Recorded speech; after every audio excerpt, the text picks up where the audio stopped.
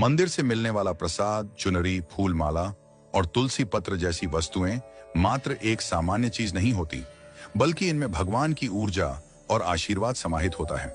कई बार हमें यह सवाल आता है कि मंदिर से जो प्रसाद या वस्तुएं मिलती हैं, उनका क्या करना चाहिए।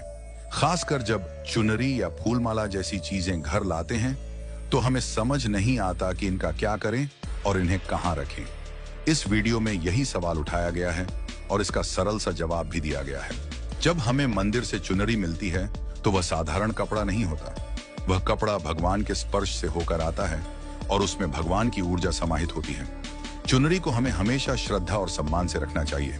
किसी भी प्रकार के संकट या मुश्किल समय में जब घर में कोई परेशानी हो, तो उस चुनरी को अपने सिर पर रखें या माथे पर लगाएं। यह एक विशेष ऊर्जा से भरपूर होती है और यह संकट के समय में शांति और समाधान का मार्ग खोलने में मदद करती है। भगवान का ध्यान करते हुए उस चुनरी का स्पर्श हमें ईश्वर की कृपा का एहसास कराता है।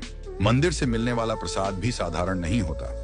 यह भगवान को भोग के रूप में अर्पित किया जाता है और इस प्रसाद में भी भगवान की ऊर्जा समाहित होती है। जब हम प्रसाद ग्रहण करते हैं, तो यह न केवल शारीरिक रूप से हमें तृप्त करता है, बल्कि हमारी आत्मा को भी शांति और संतोष प्रदान करता है। प्रसाद का एक एक कण हमारे लिए अमृत के समान होता है। हमें इसे ग्रहण करते समय भगवान का ध्यान करना चाहिए, ताकि हम उसकी दिव्य ऊर्जा को आत्मसात कर सकें। प्रसाद ग्रहण करते समय हमें यह याद रखना चाहिए कि यह कोई साधारण भोजन नहीं है, बल्कि यह ईश्वर द्वारा दिया गया आशीर्वाद है। इसीलिए जब हम प्रसाद खाते हैं, तो उसकी पूरी श्रद्धा और आस्था के साथ प्राप्ति करें और भगवान का धन्यवाद करें। यह हमारे शरीर और आत्मा दोनों की तृप्ति का कारण है। इसीलिए हमें भोजन को कभी भी व्यर्थ नहीं छोड़ना चाहिए। कभी कभी हमें मंदिर से प्रसाद की अधिक मात्रा मिल जाती है और हम उसे घर लाकर जमा कर लेते हैं, लेकिन यह ध्यान रखना जरूरी है कि प्रसाद को समय रहते ग्रहण करना चाहिए, ताकि वह खराब ना हो जाए। अगर हम प्रसाद को समय पर नहीं खाते, तो वह व्यर्थ हो जाता है और फिर अक्सर हम उसे या तो कूड़े में डाल देते हैं या गाय को दे देते हैं। यह सही नहीं है।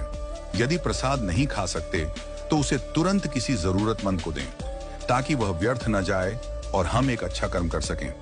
हमारे लिए यह आवश्यक है कि जब भी हमें कोई चीज मिलती है, तो उसे साझा करें।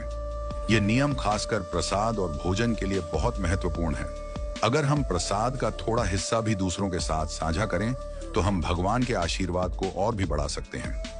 मंदिर में कई लोग ऐसे होते हैं जिन्हें प्रसाद नहीं मिल पाता, क्योंकि वे मंदिर तक नहीं पहुंच पाते। इसलिए हमें प्रसाद को ऐसे लोगों के बीच वितरित करना चाहिए, ताकि वे भी भगवान की कृपा से वंचित